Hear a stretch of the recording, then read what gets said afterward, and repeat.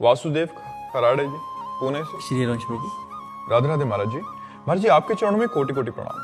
गुरुदेव, मन कोई इच्छा या आसक्ति करता है तो उसे पुनर्जन्म लेना पड़ता है, पर आत्मा तो इच्छा से विहीन है। आत्मा किसी चीज से आसक्त नहीं होती। अगर आत्मा ने किसी चीज की इच्छा या आसक्ति नहीं की तो आत्मा का पुनर्जन्म क्यों महाराज जी? आत्मा को ही तो भ्रम हो गया। भ्रम तो आत्मा को ही है। आप हैं आत्मा, आप ही तो हैं आत्मा, लेकिन आपने अपने को शरीर मान रखा है कि नहीं? इसी भ्रम का तो दंड मिल रहा है, पुनर्जन्म। बार बार जन्म मरण हो रहा है। मन की इच्छा को आपने अपनी इच्छा मान ली। नहीं, मन की इच्छा को मन की इच्छा में छोड़ो, आप दृष्टा बनो, अभिमुक्त हो जाओगे। मन की इच्छा को आप ये देखना है, मैंने देखा कहते हो कि नेत्रेंद्रिय ने देखा? आप क्या बोलोगे? आज मैंने देखा तो भोगो, फिर मैंने देखा तो उसका शुभ देखा या अशुभ देखा उसको भोगो। मैंने सुना, शुभ सुना या अशुभ सुना उसको भोगो। मैंने खाया, अच्छा खाया बुरा खाया उसको भोगो। मैंने भोगा तो अच्छा भोगा या बुरा भोगा उसको भोगो। भ्रम तो प्रभु मन आत्मा नहीं है ना? पर नहीं, मन नहीं, मन नहीं है ना, मन की इच्छा है प्रभु। आत्मा की तो आत्मा ने मन में अपना तदात्म कर लिया है, मन को अपना मान लिया है। मन की इच्छा को अपनी इच्छा मान लिया है।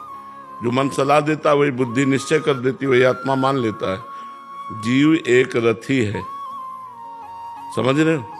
शरीर एक रथ है, इंद्रियां इसके घोड़े हैं, मन इसकी लगाम है और बुद्धि इसका ड्राइवर सारथी है। अब रथी ऐसे बैठा है, अब सारथी मन की लगाम को ढीली कर दिया बुद्धि रूपी सारथी ने। अब इंद्रिय रूपी घोड़े मत वाले होकर विषयों की तरफ भाग रहे हैं और रथी कुछ कर ही नहीं रहा। अगर वो अपने स्वरूप में आ जाए और सारथी को डांट लगा दे तो सब बात बन जाए। अब सारथी रथी के अनुसार नहीं चल रहा, मन के अनुसार चल रहा है, इसीलिए हमारी दुर्गति हो गई। तो विषयों का चिंतन करने वाला मन और इंद्रियां बंधन युक्त आत्मा, जबकि वो निर्विकार है, और भगवत चिंतन करने वाला मन और इंद्रियां मोक्ष को प्राप्त आत्मा। जब सैनिक हारते हैं तो हार किसकी होती है? राजा की होती है ना। हाँ, और सैनिक जीतते हैं तो विजय किसकी होती है? राजा की होती है। तो ये सैनिक अगर गंदे आचरण करें तो बंधन में कौन आया?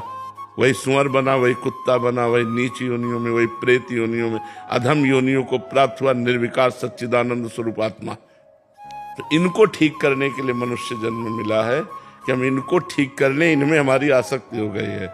आज मेरा मन कहता है ये खाना है, ये खाना है, लेकिन आज मैंने ये खाया, कहता मन है और खाया मैंने, तो अहंकार विमूढ़ात्मा करता हमिति मन्यते, मैंने किया, मैंने खाया, करता और भोगता भाव, तुम मरो फिर भोगो।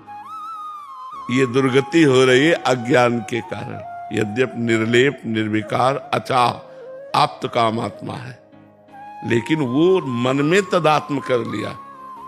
मन इंद्रियों में, इंद्रियां भोगों में, दुर्गति हो गई। इसीलिए तो शास्त्र स्वाध्याय सत्संग के द्वारा हम ज्ञान अर्जन करते हैं और गलत आचरणों से अपने मन इंद्रियों को बचाते हैं और भगवान के चिंतन में लगाते हैं। हम मुक्त होते चले जाते हैं।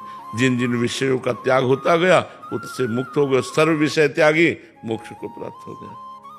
क्योंकि आत्मा मोक्ष स्वरूप ही है, उसे कभी बंधन प्राप्त हुआ ही नहीं, पर उसने भ्रम से अपने को बंधन में मान लिया। अब ये भ्रम जब तक, जैसे शरीर तुम नहीं हो, शरीर एक ढांचा है पांच भौतिक, लेकिन पूरा तदात्म है कि नहीं? मैं शरीर हूं। अब इस शरीर के द्वारा जो भी कर्म बनेंगे वो आत्मा को बंधन में डाल देंगे। यही आत्मा नाली का कीड़ा बन जाता है जाकर, यही देवता बन जाता है, यही भगवत स्वरूप हो जाता है। जैसे कर्म होते हैं वैसे भोगना पड़े। और अगर इसके कर्ता और भोक्ता भाव खत्म हो जाए तो मोक्ष को प्राप्त हो जाएगा। इसीलिए साधना की जाती है। समझ में आया आपको बात?